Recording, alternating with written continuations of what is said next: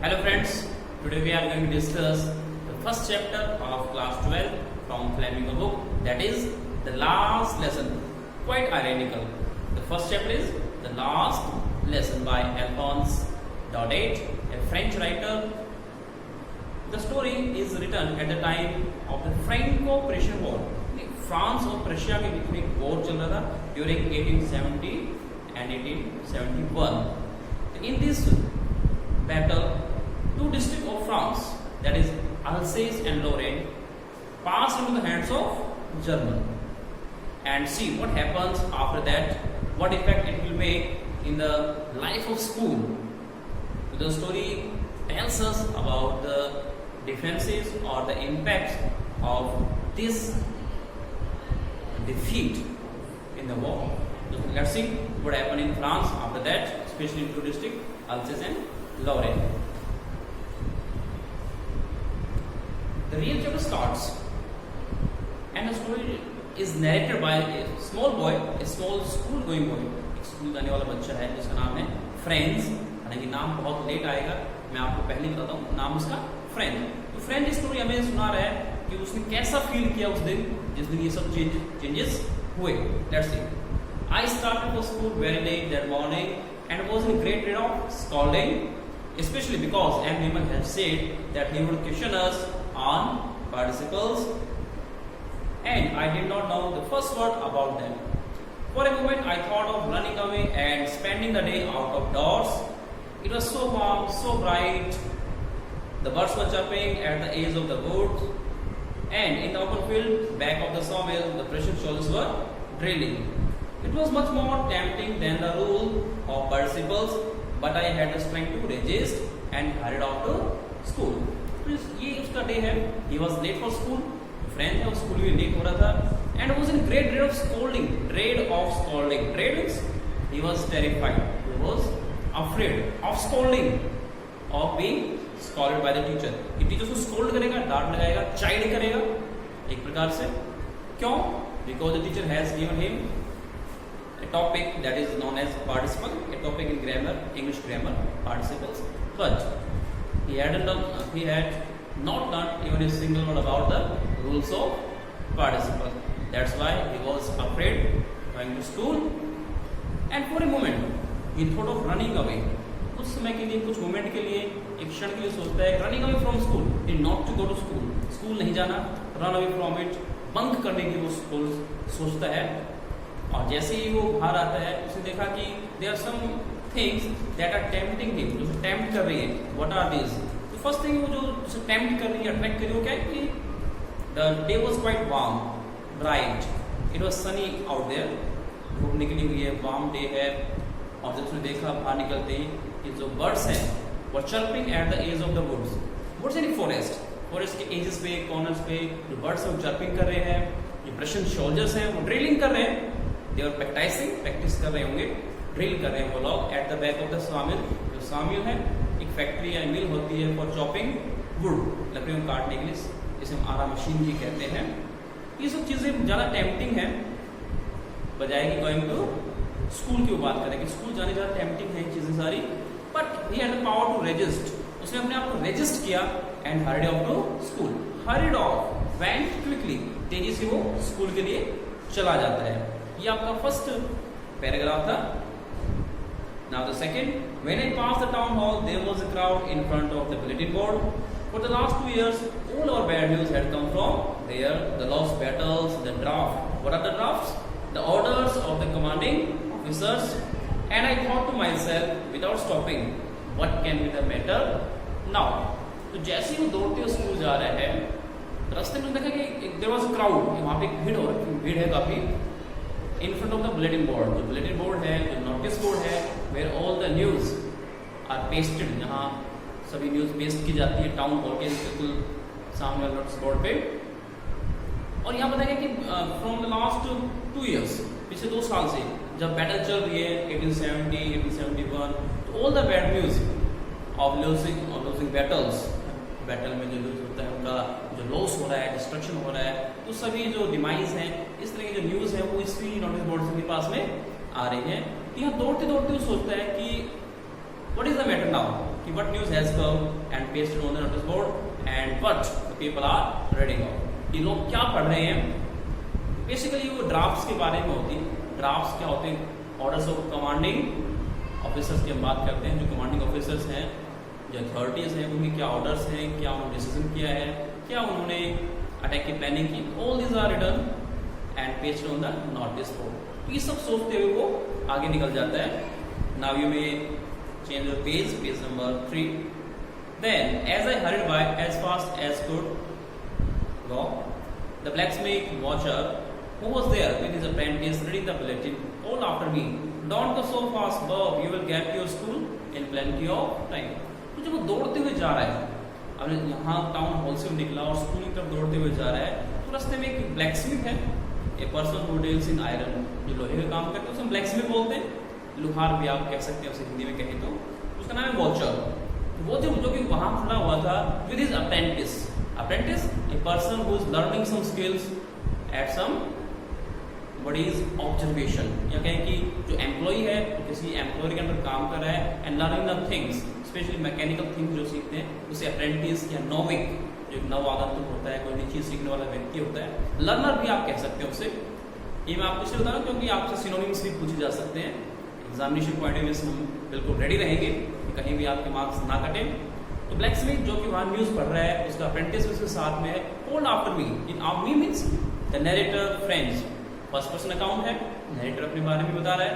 तो पीछे से आवाज आई कि don't go so fast bub, you will get to school plenty of time. कि बॉब एक फ्रेंच वर्ड है, बॉय के लिए यूज किया जाता है कि बच्चे, लड़के, लेकिन जल्दी भाग के जाने की कोई जरूरत नहीं है, बहुत समय स्कूल जाने के लिए, स्कूल जाने के लिए बहुत समय। तो एक सार्केस्टिक रिमार्क्स ये उसने किया था, plenty of time, lot of time, बहुत समय बचा हुआ है। अब यहाँ बताया गया था कि friends was late for school, school के लिए लेट है, लेकिन यहाँ कहा गया कि प्लेंटी ऑफ टाइम है। तो ऐसा लगा कि कुछ सार्केस्टिक रिमार्क किया गया है, एक लेफ्ट हैंडेड कमेंट यहाँ पे कर दिया गया है। I thought he was making fun of me and reached M Himmel's little garden out of breath. तो उसे थोड़ा सा आभास हुआ, ही फेल्ट जैसे he was making fun of him, कि मॉकिंग कर रहा है, मेक फन, मजाक उड़ा रहा है उसका, क्योंकि वो लेट था। वो कहता है कि बहुत समय है, यहाँ कॉन्ट्राडिक्शन है। और इन सबको वो स्टॉप करते हुए, सब कुछ सोचते हुए ही रनिंग टू स्कूल, स्कूल की तरफ वो दौड़ जाता है। आउट ऑफ ब्रीथ, गास्पिंग हो रही है, हाँफते हुए। जब भी हम दौड़ते हुए जाते हैं तो आउट ऑफ ब्रीथ फीलिंग आती है हमारी, गास्पिंग, एक हाँफने जैसी हमारी कंडीशन हो जाती है। Usually when school began there was a great bustle which could be heard out in the street, the opening and closing of doors, lesson repeated in unison very loud and with our hands over our ears to understand better. तो this is the way of learning, कि जब school start होते हैं तो this lots of hustle and bustle, lots of noisy activity, बहुत ज्यादा शोर शराबा होता है। और ये शोर शराबा that could be heard out in the street, street में, स्कूल के बाहर स्ट्रीट है उसमें भी सुना जा सकता है। और ये शोर किस तरह का है, किस तरह का एक कॉमोशन होता है, नॉइज होता है। Opening and closing of desk, छोटे बच्चे हैं ओपनिंग और क्लोजिंग ऑफ डेस्क के साउंड करते हैं। और सेकंड थिंग, जो lesson repeated in unison, unison में together they are repeating their lesson, एक साथ बैठ के अपने लेसन रिपीट कर रहे हैं, उसमें भी साउंड आती है। क्योंकि इनका जो स्टाइल है वो डिफरेंट है। They put their hand on their ear and stop the ear so that they can not hear their own sound. It is their way to understand better. तो ये उनका अपना स्टाइल है कि कान पे हाथ रख करके जोर जोर से लाउडली वो अगर बोलेंगे यूनिजन में, एक साथ बोलेंगे लाइक ए ग्रुप सॉन्ग, तो उन्हें ज्यादा अच्छे से समझ में आएगा।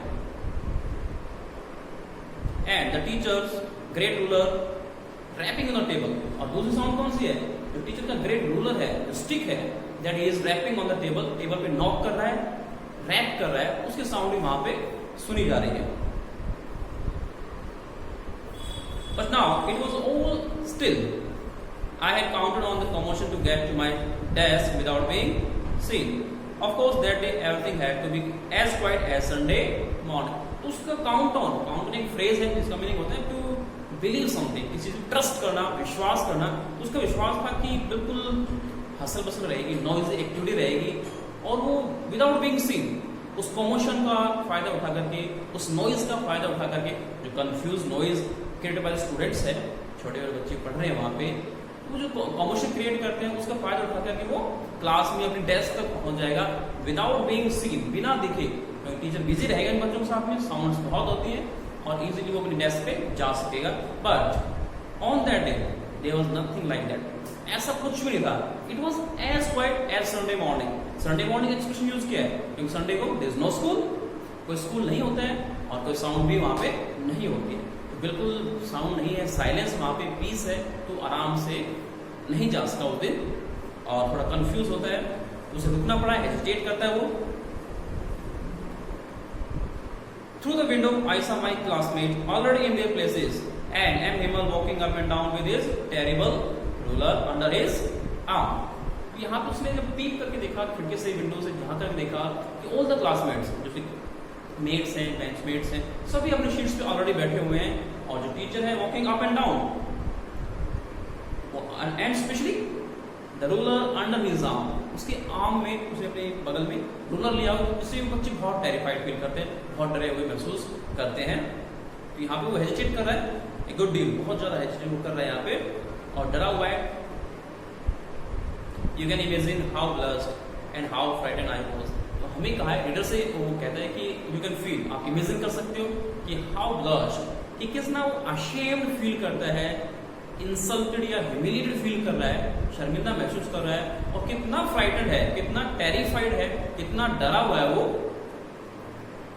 But nothing happened. And Himal saw me and said very kindly, "Go to your place quickly, little friends. We are beginning without you." लेकिन ऐसा कुछ भी नहीं हुआ. वो जो डरा हुआ था, स्कॉल्डिंग, चाइडिंग, ऐसा कुछ भी नहीं हुआ. टीचर ने उसे कुछ नहीं कहा और सिंपली बड़े काइंडली कहता है कि come mister friends, we are going to start without you. कि तुम नहीं आए थे, फिर भी हम स्टार्ट करने वाले थे, तो आओ जल्दी से बैठे. आप काइंडली यूज किया है. टीचर फ्राइटनिंग था, रूलर भी फ्राइटनिंग था, दोनों चीजों से डरता है वो. और टीचर आज थोड़ा सॉफ्ट है, उसका एटीट्यूड है वो सॉफ्ट है. I jump over the bench and sat down at my desk. Not till then, when I had got a little over my fright, did I see that our teacher had on his beautiful green coat, his frilled shirt and change of page number 4, shirt and little black silk cap, all embroidered, that he never wore except on inspection and prize days. आज friend ने notice किया, observe किया कि teacher कुछ changes हैं. क्योंकि आगे तक तो जैसे ही टीचर ने उसको अलाउ किया बैठने के लिए, वो फ्राइटेंड था, थोड़ी देर बैठता है, रिलैक्स करता है. Then he had the courage to look up, थोड़ा साहस किया, ऊपर देखा, उसने ऑब्जर्व किया कि टीचर ने आज डिफरेंट क्लोथ्स पहने हैं. एक ब्यूटीफुल ग्रीन कोट और एक frill shirt, frill with lots of fold, झलकदार एक शर्ट पहनी हुई है और एक ब्लैक सिल्क कैप पहनी हुई है. उसने सिल्क की बनी हुई कैप पहनी हुई है जो कि एम्ब्रॉयडर्ड है, उस पर एम्ब्रॉयडरी की गई है थ्रेड और वर्क से. कुछ एक डिजाइन्स उकेरे गए हैं, बनाए गए हैं, एम्ब्रॉयड किए गए हैं, कढ़ाई की गई प्रकार से. और इसे वो बेसिकली नहीं पहनता सिवाय कुछ एक दिनों छोड़ करके. तो he put this clothes only on prize days and inspection days. जब स्कूल में इंस्पेक्शन होती है तो अथॉरिटी आती है तब पहन पुट ऑन करता है, या फिर प्राइज डेज जब रिजल्ट्स अनाउंस होते हैं या प्राइज डेज होता है उस दिन वो इसको पुट ऑन करता है. Besides the whole school seemed so strange and solemn. और इन सब चेंजेस के अलावा भी बिसाइड यूज किया, एक्सेप्ट भी यूज करते हैं, के अलावा के लिए हम यूज करते हैं. तो in addition to all these things कुछ चेंजेस और भी हैं कि the school was quite solemn serious. पूरा स्कूल सीरियस है, गंभीर लग रहा है, यूज टू नहीं है इस तरह की सीरियसनेस का, वो यूज टू नहीं है, आदि नहीं है, आपको डिफरेंट उसे लग रहा है.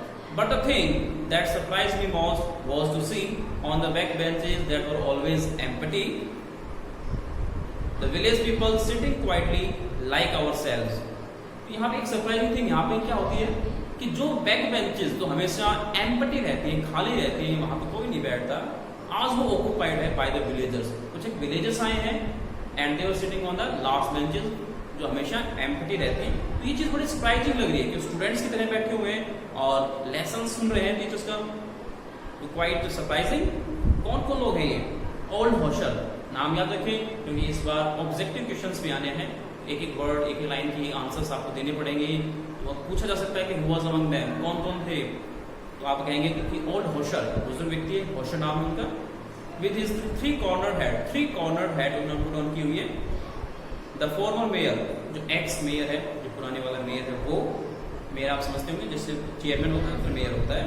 द फॉर्मर पोस्ट मास्टर, और एक्स पोस्ट मास्टर भी वहां पे आया हुआ है, and several other besides, in addition to all this people, कुछ और भी लोग वहां पे ऑलरेडी बैठे हुए थे।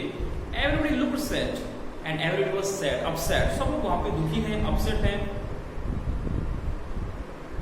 And Hauser had brought an old primer thumbed at the edges and he held it open on his knees with his great spectacles lying across his knees।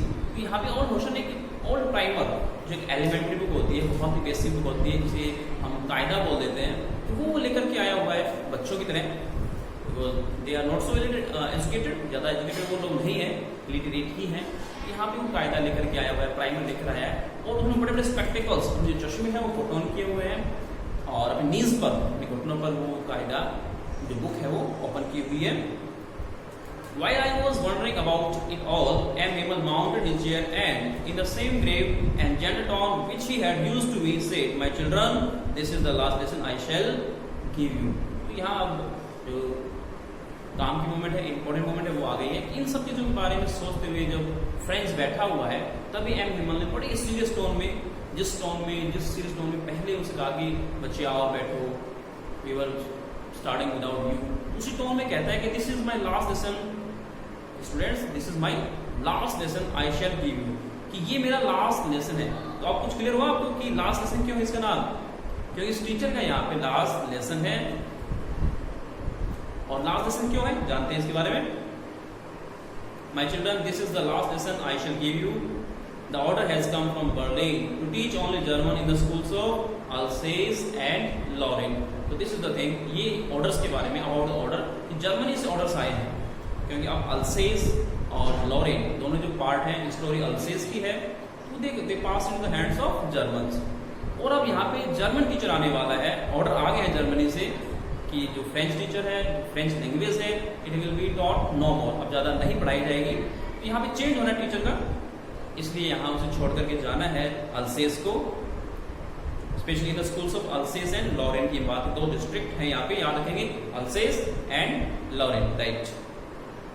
The new master comes tomorrow, और जो new master है, new teacher है, वो कल आने वाला था। This is your last French lesson, and that's why ये उनका लास्ट फ्रेंच लेसन था, फ्रेंच लैंग्वेज का लास्ट लेसन था। इसके बाद में फ्रेंच नहीं पढ़ पाएंगे। आई want you to be very attentive, और यहाँ टीचर कहता है कि आप बड़े अटेंटिव हो जाइए, आप बिल्कुल अटेंशन के साथ में अटेंशन पे करें और सुने। What a thunderclap these words were to me, और ये वर्ड्स उसके लिए क्या, thunderclap is sudden loud sound of thunder, जिसको बिजली गरजती है, इस तरह के वर्ड्स, हालांकि इतने लाउड नहीं थे, लेकिन जो कंटेंट था, जो मैटर था, वो बड़ा सीरियस था, तो इस बच्चे के लिए वो थंडर क्लैप से कम नहीं थे।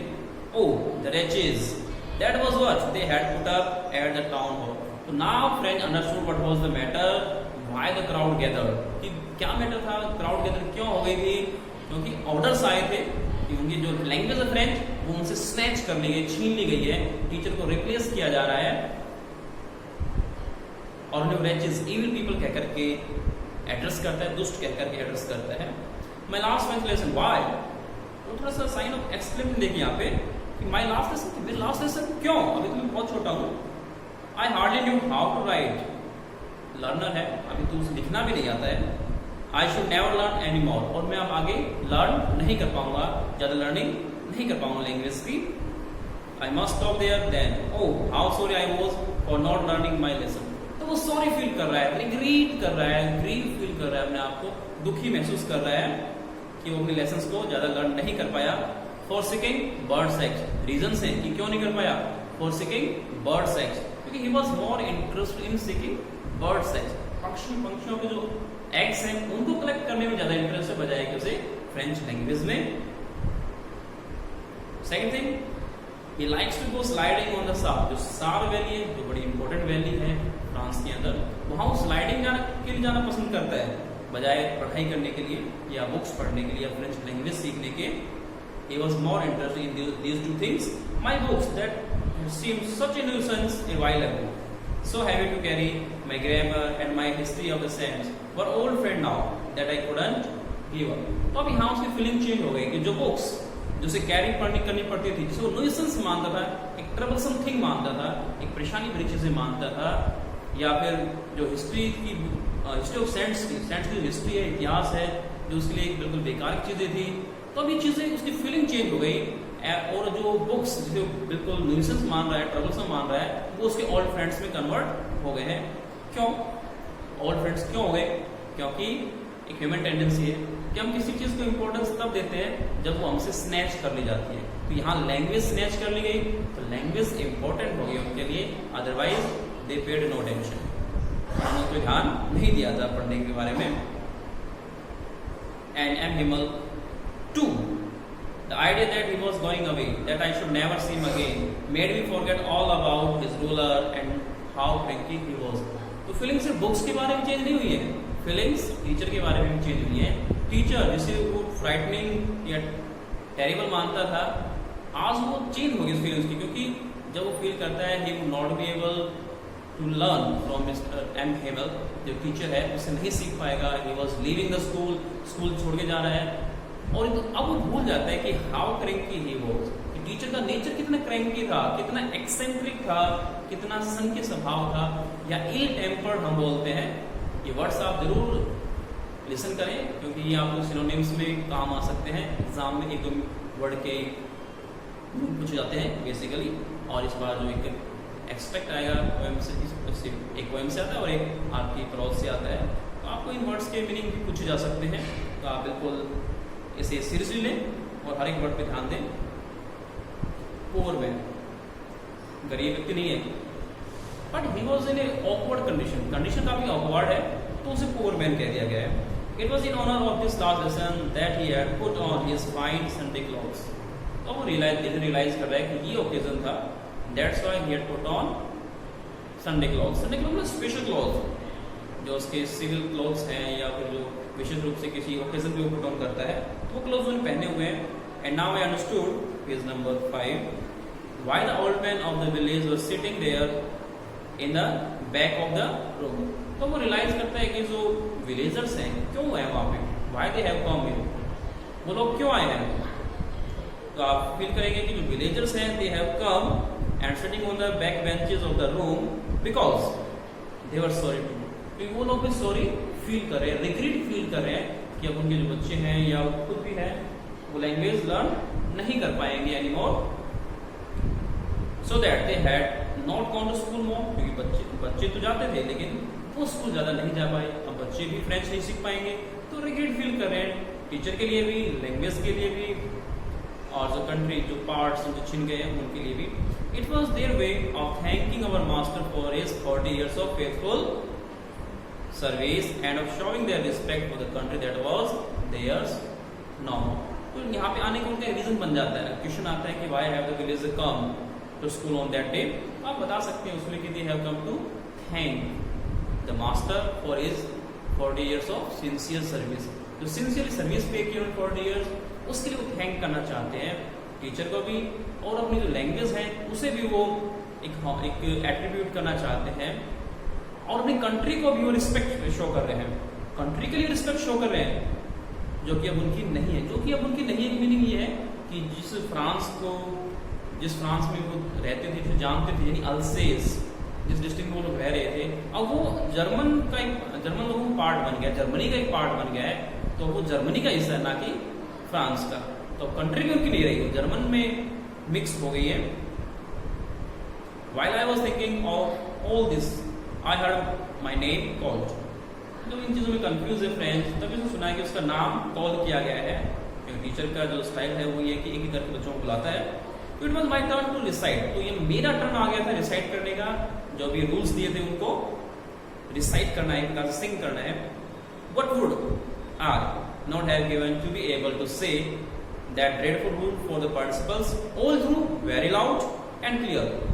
अब यहाँ वो सोचते हैं कि क्या होगा अगर मैं इन ड्रेडफुल रूल्स को, इन टेरिबल या इन फ्राइटनिंग, इन डरावने रूल्स जो पार्टिसिपल्स के हैं, जो कि उनका होमवर्क था, उसे वो नहीं सुना पाया क्लास में वेरी लाउड वेरी क्लियर, ऊंची आवाज में और क्लियर, तो टीचर उसे क्या पनिशमेंट देने वाला है वो इसके बारे में सोचता है। एंड विदाउट वन मिस्टेक, और गलतियां भी नहीं होनी चाहिए क्योंकि टीचर बहुत स्ट्रिक्ट है। but I got mixed up on the first word and stood there holding on to my desk, my heart beating and not daring to look up. तो यहाँ पे क्या है? He got mixed up, he got confused on the very first word. पहला word जो person उसने बोला उस पे वो कंफ्यूज हो जाता है और आगे रूल्स रिसेट कर ही नहीं पाए, क्योंकि उसने तो एक वर्ड भी लर्न नहीं किया था, राइट? तो साउंड्स जो आपके आसपास में स्कूल में, उसका भी उसे बेनिफिट नहीं मिल रहा क्योंकि आज साइलेंस था, तो मिक्सअप हो जाता है और एम्बैरेस फील करता है, शर्मिंदा महसूस करता है, टीचर के आंसर नहीं कर पाता। सिंपली ही लोवर्ड हिज फेस, चेहरे को, हेड को पूरा लोअर करते हैं और बेंच को पकड़ के वैसे ही खड़े हो जाते हैं। माई हार्ट बीटिंग, जो हार्ट है वो बीटिंग कर रहा है, धड़कने उसकी बढ़ गई है, पल्सेटिंग कर रहा है वो, and not daring to look up. तो जब होमवर्क पूरा नहीं किया तो स्टूडेंट्स में इतना करेज नहीं होता है, इतना डेयर नहीं होता है कि वो लुक अप, सामने देख सके। आई हर्ड एम हेमल से टू मी, और मैंने सुना कि एम हेमल ने मुझसे कुछ कहा, I want scold you little friends, you must feel bad enough. Little friends, I want scold you, ये जो थोड़ा सा पोलाइट है आज, उसकी जो फीलिंग है डिफरेंट है कि आई वॉन्ट स्कोल्ड यू, कि मैं आपको स्कोल्ड नहीं करूंगा, चाइल्ड नहीं करूंगा। क्यों? क्योंकि लास्ट डे है। और यहाँ रियलाइज करवाया बच्चे को he must feel bad enough, कि आप खुद ही बहुत बुरा फील कर रहे होंगे, महसूस कर रहे होंगे। सी हाउ इट इज, कि देखो कंडीशंस कहाँ आ गई हैं, हमारी हालात कैसे हो गए हैं। Everyday we have said to ourselves, वाह, एक कंटेम्प्ट का एक एक्सपोजर के लिए यूज किया जाता है, साइन ऑफ एक्सक्लूजन लगाया, यानी हम कंटेम्प्ट करते हैं, इस प्रकार से हम घृणा करके किसी को अवॉइड कर देते हैं। और हम कहते हैं I have plenty of time, I will learn it tomorrow.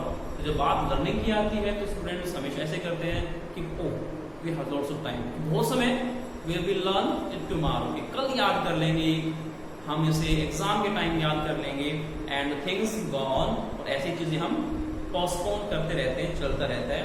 तो यहाँ बताने की कोशिश की कि कंडीशन इस तरह से, जो एक हमारी प्रोक्रेस्टिनेशन की जो हैबिट है, या putting off things till tomorrow वाली जो हैबिट है कि कल तक छोड़ देते हैं काम को, तो वहाँ हमारी कंडीशंस क्या हो जाती है कई बार, जिसे हम प्रिपेयर नहीं कर पाते, मेंड नहीं कर पाते। And now you see where we have come out. Oh, that's the great trouble with Ulysses. She puts off learning till tomorrow. यहाँ लोगों को ब्लेम करता है कि she, यानी people of Ulysses, या पीस ऑफ लैंड के लिए यहाँ पर she कई बार फेमिनाइन हम यूज करते हैं, इंडिया के लिए हम she यूज करते हैं, Ulysses के लिए she यूज किया कि she puts off learning till tomorrow. यानी people of Ulysses are in the habit of putting on things till tomorrow, कि कल तक हम चीजों को पोस्टपोन करते रहते हैं, ये उनकी हैबिट बन गई है। और कंडीशन आप सभी के सामने है। Now those fellow out there will have the right to say to you, how is it you pretend to be Frenchmen and yet you can neither speak nor write your own language। एक embarrassing moment है कि वो लोग, German people, when they will come, जब वो लोग आएंगे और वो आपसे वो जब एक प्रकार से मॉक करेंगे, मेड फन ऑफ यू, आपका मजाक उड़ाएंगे कि you pretend, you show yourself to be French, क्या आप अपने को फ्रेंचमैन कहते हो, आप अपने को फ्रांसीसी कहते हो, yet you are not able to write your own language, कि आप अपनी भाषा जो फ्रेंच लैंग्वेज है वो नहीं लिख सकते, वो आप बोल नहीं सकते। But you are not the worst, poor little friends। और अब बच्चों को बताया कि आप worst नहीं है, it means there are many more who are worse। ये worst नहीं है, ये सबसे खराब नहीं है, bad worst worst, तो सबसे खराब फ्रेंड नहीं है। और भी ऐसे बहुत से लोग हैं जो इसी तरह की हैबिट में है। एक्चुअली ये यूनिवर्सल अपील रखती है, थ्रू आउट द वर्ल्ड आपको इस तरह के लोग मिलेंगे, सिर्फ फ्रांस की बात नहीं है, आपको पूरे वर्ल्ड में इस तरह के लोग मिलेंगे, इन चीज़ों को पोस्टपोन करते रहते हैं नेक्स्ट टाइम के लिए। We have all a great deal to reproach ourselves with, कि हम अपने आप को बहुत रिप्रोच करें तो भी कम है। रिप्रोच करना होता है कर्स करना, एक प्रकार से ब्लेम करना, कोसना। हम कर्स करते हैं, कोसते हैं अपने आप को, एक great deal in lots of, बहुत ज़्यादा हम अपने आप कोसेंगे, इसके लिए ब्लेम कर सकते हैं, अपने आप को धिक्कारेंगे हम। Your parents were not anxious enough to have you learn, तो यहाँ टीचर पेरेंट्स को ब्लेम कर रहा है, उन्हें रिप्रोच कर रहा है, उन्हें कोस रहा है कि they were not anxious enough, they were not worried, they were not curious, इतने उत्सुक ही नहीं थे टू सेंड यू स्कूल, को स्कूल में भेजे। They prefer to put you to work on a farm और एट द मिल्स, और वो प्रीफर करते हैं, पसंद करते हैं कि बच्चों को स्कूल के बजाय किसी मिल में या किसी फार्म में वर्क पे लगाएं, काम पे लगाएं, सो that they can earn a little मोर, कि थोड़ा और पैसा वो कमा सके। May be this is because of poverty, कि शायद गरीबी भी है, और जब गरीबी होती है तो पहले earning, then we come to education, फिर हम एजुकेशन के बारे में सोचते हैं। So as to have a little more money and I, teacher blame himself also, teacher अपने आप को भी ब्लेम करता है, रिप्रोच करता है। देखिए, I have been to blame also. Have I not often sent you to water my flock instead of learning your lesson? कि क्या मैंने आपको अपने फ्लावर्स को वाटर के लिए नहीं भेजा, अपने फूलों को या पौधों को पानी देने के लिए नहीं भेजा? Instead of making you learn your lesson, बजाय इसके कि मैं आपको लेसन लर्न कर रहा हूँ, मैंने आपको टाइम वेस्ट करने के लिए फ्लावर्स में पानी डालने के लिए भेज दिया। And when I wanted to go fishing, did I not just give you a holiday?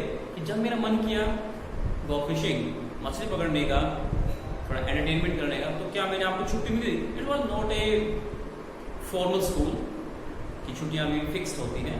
ये एक विलेज स्कूल है, विलेज एलिमेंट्री स्कूल है, जहाँ टीचर का ही रूल होता है, जैसे मर्जी वो पढ़ाए, जब मर्जी छुट्टी करे। तो इस तरह की चीज़ है कि मैं वो हॉलीडे कर देता था जब उसका मन होता था।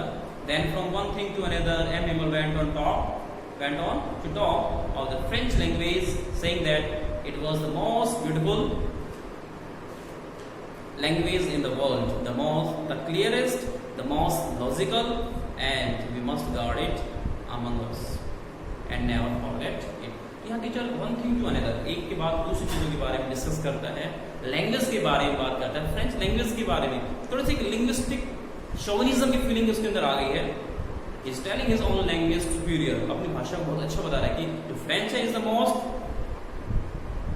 Beautiful language in the world, though no language is so beautiful, so perfect. कोई भी लैंग्वेज परफेक्ट इतनी ब्यूटीफुल नहीं हो सकती अपने आप में, सभी आपस में एक दूसरे से कनेक्टेड होती है। लेकिन फिर भी अगर हम अपनी लैंग्वेज को अच्छा बताते हैं, उसमें लैंग्वेज शोविज्म नहीं होती है, लेकिन हम अपनी लैंग्वेज को अच्छा बताते हैं और बाकियों को लुक डाउन अपॉन, उन्हें घृणा की दृष्टि से देखते हैं, उन्हें तुच्छ समझते हैं, तो वहाँ लिंग्विस्टिक शोविनिज्म, एक डोमिनेशन की फीलिंग जरूर आती है। यहाँ अपने लैंग्वेज को the clearest, the most logical language कह करके एक फीलिंग आई उसके अंदर लिंग्विस्टिक शोविनिज्म की। लैंग्वेज को वो डोमिनेट करने की कोशिश कर रहा है यहाँ पे, ये सबसे बड़ी अच्छी लैंग्वेज हमारी, बेहतर लैंग्वेज है, और हमें इस लैंग्वेज को अपने अंदर गार्ड, प्रोटेक्ट करना चाहिए, छिपा करना चाहिए, एक प्रकार से उसको प्रोटेक्शन देनी चाहिए और इसे कभी भूलना नहीं चाहिए। तो he is trying to make them realise the importance of their own language, उन्हें अपनी भाषा की, अपनी लैंग्वेज की इम्पोर्टेंस को रियलाइज करवा रहा है। तो टीचर यहाँ पे बिल्कुल ठीक है, because when people are enslaved, ये लाइन आप ध्यान सुनेंगे, when people are enslaved, a people means when a nation, when a country is enslaved, as long as they hold fast to their language, it is as if they had the key to their prison. तो जब एक देश slave बनाया जाता है, उसे enslave किया जाता है, मेड स्लेव, दास बनाया जाता है, गुलाम बनाया जाता है, तो उनकी लैंग्वेज की बड़ी इंपॉर्टेंस होती है कि जब तक उन लैंग्वेज को होल्ड फास्ट, अटैच्ड, कनेक्टेड, जुड़े रहते हैं, उसे लगाव रखते हैं, और लैंग्वेज बड़ी इंपॉर्टेंट है। तो कहता है कि it is as if they had the key to their prison, कि अगर आप अपनी लैंग्वेज के लिए प्राइड रखते हैं, रिस्पेक्ट रखते हैं, तो आपको कोई गुलाम नहीं बना सकता। जैसे किसी लॉक में आप बंद हैं, लॉकअप में बंद हैं, और आपके हाथ में की हो, तो लैंग्वेज एक की है जो आपको कभी भी गुलाम नहीं रहने देगी, आपको इंडिपेंडेंट बनाती है। इसको हम थोड़ा सा एलेबोरेट कर सकते हैं कि जब भी किसी देश में एक लैंग्वेज बोली जाती है, तो हम अपने व्यूज को, अपने थॉट्स को एक दूसरे तक पहुंचा सकते हैं, और जब हम थॉट्स एक दूसरे तक स्प्रेड कर पाएंगे, तो हमारे अंदर यूनिटी आती है, एक इंटीग्रेशन आता है, और इंटीग्रेटेड और United people can never be made slave. तो जो लोग यूनाइटेड हैं, एक बंधन में बंधे हुए हैं, they are living under the same umbrella, तो उन्हें अलग नहीं किया जा सकता, उन्हें गुलाम नहीं बनाया जाता। तो लैंग्वेज की रोल यहाँ पे बता दी गई है कि क्या इसकी इंपॉर्टेंस है, क्या उसका अस्तित्व होता है एक देश के लिए। Then he opened the grammar and read us our lesson. यहाँ ग्रामर लेसन हुआ। I was amazed to see how well I understood it. और वो अमेज है, सरप्राइज है, हैरान है कि how well I understood it, कि कितनी अच्छे से मुझे लेसन समझ में आया. All he said seem so easy, so easy. Teacher जो भी पढ़ा रहा है उसे इतना इजी लग रहा है, एंड इज अंडरस्टैंडिंग इट, और उसे समझ रहा है. I think too that I had never listen so carefully and that he had never explain everything with so much patience. दो रीजन है. Teacher was not intended, so are the students. Students भी ज्यादा intention नहीं रखते थे learning के लिए, और टीचर ने भी कभी इतना फेस नहीं किया, इतना अच्छा एक्सप्लेन नहीं किया, सो that they can understand better. तो आज क्योंकि लास्ट लेसन है, टीचर भी पूरे एंथुजियाज्म से, पूरे जोश से पढ़ा रहा है, और बच्चे काफी फोकस्ड हैं, अटेंशन पे कर रहे हैं, वो जल्दी से और अच्छे समझ में आ जाती हैं चीजें. It seemed almost as if the poor man wanted to go to give us all he knew before going away. तो टीचर काफी इमोशनल है और यहाँ चाह रहा है, पूरा एंथुजियाज्म एक्टिविटी शो कर रहा है, जितना कुछ भी वो जानता है अबाउट लर्निंग नॉलेज, उस एक स्ट्रोक में वो सब बच्चों को समझाना चाहता है बिफोर गोइंग अवे, जाने से पहले. एट वन स्ट्रोक है, एट सिंगल एक्शन या सिंगल स्ट्रोक की हम बात करेंगे. एक बार में, एक ही एफर्ट में. After the grammar, we had a lesson in writing that day. M. Himal had new copies for us. And M. Himal के पास में new copies है हमारे लिए, इन स्टूडेंट्स के लिए. Written in a beautiful round hand, bold letters. Round hand, beautiful round hand, bold letters में लिखा हुआ है कुछ. France, Alsace. ये words वहाँ पे लिखे हुए हैं. They look like little flags floating everywhere in the school room. और ये वर्ड्स ऐसे जैसे फ्लोट कर रहे हो, एक प्रकार स्विम कर रहे हो, पूरी क्लास में तैर रहे हो. Hung from the rod at the top of our desk, top of desk से हंग किया हुआ है एक रॉड से.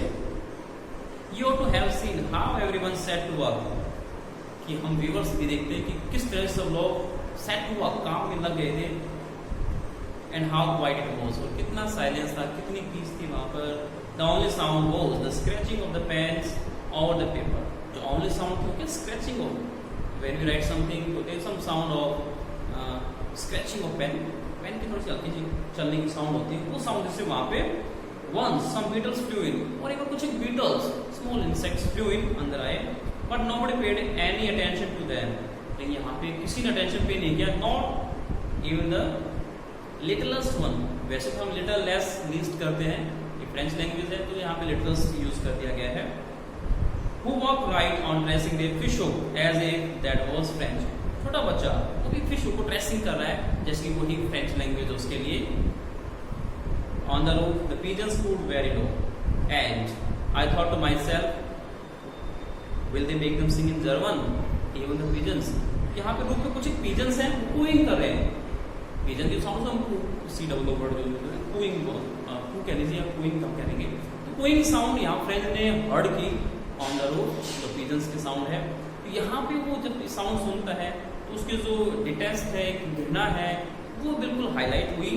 और उसने एक फ्रेज यहाँ बोली कि will they make them sing in German, कि क्या ये जर्मन पीपल इन पिजन को भी फोर्स करेंगे टू स्पीक इन जर्मन बोलने के लिए. इवन द पिजन्स, कि क्या पिजन्स भी जर्मन बोलेंगे. तो उसकी जो इनर फीलिंग है वो यहाँ थोड़ी सी एक्सपोज हुई, और उसकी जो डिटेस्ट है वो थोड़ी बाहर निकल करके आई. Actually birds and animals are beyond the limitation of human being. They can not force them to speak in any language. They have their own language, their own gestures. Nobody can compel, nobody can force them. तो हम उन्हें force नहीं कर सकते. बस एक feeling है यहाँ पे फ्रेंड्स की, जो उसने इन वर्ड्स के साथ में एक्सपोज की, हमें बताई. Whenever I looked up from my writing, I saw M. Himal sitting motionless in his chair and gazing first at one thing, then at another, as if he wanted to fix in his mind just how everything looked in that little school room. यहाँ जब भी बच्चे ने, friend ने look ऊपर करके देखा, अपना आईज लिफ्ट की, तो देखा teacher motionless, without any motion, without any movement वहाँ पे बैठा हुआ है. And he is gazing the room one by one walls. पहले इस वॉल इस तरफ देखा, अनदर, एक के बाद एक चीज को वो गेज कर रहा है, निहार रहा है, जैसे कि वो मेमोरीज को ट्रेजर करना चाहता हूँ, चेरिश करना चाहता हूँ, संजो करके ले जाना चाहता हूँ जहां भी वो नेक्स्ट में जाने वाला है. फैंसी की इमेजिंग कीजिए आप For 40 years he had been there in the same place. For the last 40 years he has been serving here. अपनी सर्विस यहाँ पे वो कर रहा है. With his garden outside the window and his class in front of him. ये उसकी setting थी. Class in front of him और विंडो के बाहर क्या है उसका गार्डन है. गार्डन में ही क्लास चलती. लगता है कि कोई फॉर्मल स्कूल नहीं है. ये उसके एक विलेज स्कूल है ये, और वो विलेज स्कूल मास्टर है. उनकी एक अपनी ही स्टाइल है पढ़ाने की. जस्ट लाइक दैट, बस इसी तरह से सेटिंग थी उनकी. यहाँ गार्डन के बाहर क्लास होती थी. Only the desk and benches had been gone smooth. There was no change at all. कोई चेंज नहीं है. 40 साल से इस तरह से पढ़ाया जा रहा है. केवल जो बेंचेस थी वो बॉन्ड स्मूथ, बॉन्ड होकर के स्मूथ हो गई. यानी घिसने के कारण, due to wear and tear, जो चीज़ों में घिसाव आता है, घिस जाती है, ओल्ड हो जाती है, वो स्मूथ हो जाती है. The walnut trees in the garden were taller. और जो walnut के ट्री उन्होंने लगाए थे, they become taller, थोड़े और बड़े हो गए हैं with the passage of time, समय के साथ साथ. And the hawthorn that he had planted himself twined around the window to the roof. तो एक hawthorn, एक क्रीपर है, एक बेल है जो उसने खुद प्लांट की थी, वो ट्वाइन करते हुए, इन सर्कल करते हुए रूफ तक पहुंच गई. विंडो से लेकर के रूफ तक पहुंच गई है. How it must have broken his heart to live in all poor men. इस सब जगह पे जहाँ हम 40 साल रहे तो एक अटैचमेंट हो जाता है, जहाँ से प्यार हो जाता है, उसे फिर छोड़ के जाना पड़े तो कितना हार्ट ब्रोकन हम फील करेंगे. हमारा जो हार्ट बिल्कुल ब्लॉक हो जाएगा, दिल टूट जाता है, डिसपॉइंटेड हम फील करते हैं, अपसेट फील करते हैं. यहाँ टीचर सेम फीलिंग को एक्सपीरियंस कर रहा होगा, बहुत दुखी होगा. Poor man not actually in well but he was in awkward condition. एक खराब कंडीशन में वो है, इसकी तो पोर मैन कह देंगे, बेचारा हम कह देते हैं. To hear his sister moving about in the room above, packing their trunks, and they were packing. जो सिस्टर है उसकी, वो अपस्टेयर पैकिंग कर रही है, सामान को इकट्ठा कर रही है ट्रंक के अंदर. For they must leave the country next day, क्योंकि अगले दिन उन्हें कंट्री के हम यहाँ पे 2 मीनिंग निकाल सकते हैं. क्योंकि जो रूरल एरिया होते थे, हाँ, तो उसे हम कंट्री बोलते हैं. और सेकंड थिंग नेशन, तो देश भी छोड़ रहे हैं और रूरल एरिया भी छोड़ रहे हैं, क्योंकि ये जो अल्सेंस है अब जर्मन का पार्ट है. तो किसी और पार्ट में जाना है तो लिविंग द कंट्री आप इसे मान सकते हैं. But he had the courage to hear every lesson to the very last. एक टीचर भी बिल्कुल डिटरमिन्ड है और करेज शो करता है, हिम्मत दिखाता है थोड़ी सी, और हर एक लेसन को लास्ट तक वो सुनता है. आफ्टर द राइटिंग, और राइटिंग लेसन के बाद में we had a lesson in history. And then the babies, जो स्मॉल किड्स हैं, they chanted, they song, they recited ba baby, जो 12 कड़ी हम बोलते हैं हिंदी में. वो वर्ड्स उन्होंने रिपीट करना शुरू किया. Down there at the back of the room old Hauser had put on his spectacles. Old Hauser अभी भी बेंचेस पे बैठा था लास्ट में, उसने अपने स्पेक्टेकल्स, जो चश्मे हैं, जो स्पेक्स हैं, वो लगा लिए हैं. And holding his primer in both hands, दोनों हाथों में अपनी बुक, उसको प्राइमर को, उस छोटी एलिमेंट्री बुक को पकड़ करके, spell the letters with them. The children, the students, छोटे बच्चों के साथ में वर्ड्स को स्पेल कर रहा है, शब्दों को बोल रहा है उनके साथ में. You could see that he too was crying, और आप देख सकते थे कि वो जो ओल्ड हॉशर, एक ओल्ड मैन था, वो भी क्राई कर रहा था, बच्चों के साथ में चिल्ला रहे थे. हिज वॉइस ट्रेमल्ड विद इमोशन, और कभी कभी उसकी जो वॉइस है, इमोशन, जो एक स्ट्रॉन्ग फीलिंग होती है, इमोशन सेंटिमेंट्स होते हैं हमारे, वो ट्रेमलिंग, उसकी आवाज़ ट्रेमलिंग कर रही है, बुरा लग रहा है उसे. इन सब कंडीशन में वो थोड़ा अपने आप को एट ईज फील कर रहा है, थोड़ा डिस्कम्फर्टेबल फील कर रहा है. And it was so funny to hear him that we all want to laugh and cry.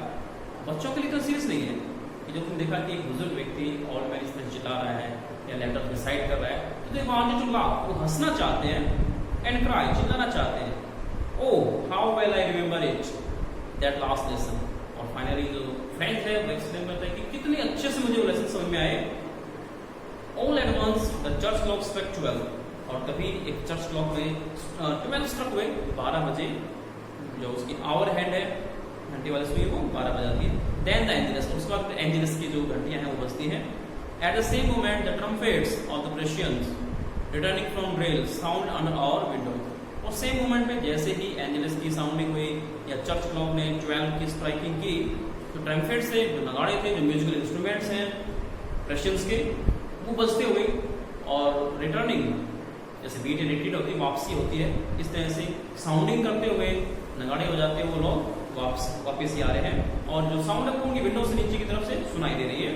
Animal stood up, और जैसे साउंड आई तो एनिमल स्टूड अप, खड़ा हो जाता है।